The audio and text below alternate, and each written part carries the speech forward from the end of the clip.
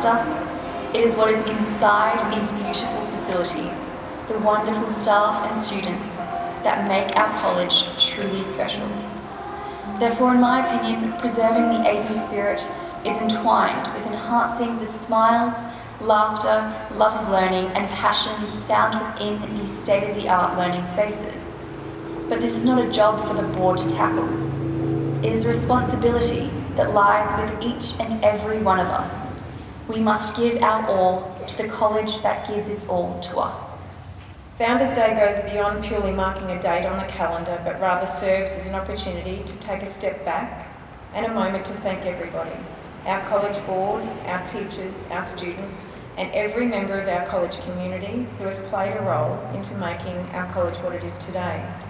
Had it not been for the courage and vision of our founders to take real action on such an immense task, we would not be sitting here today.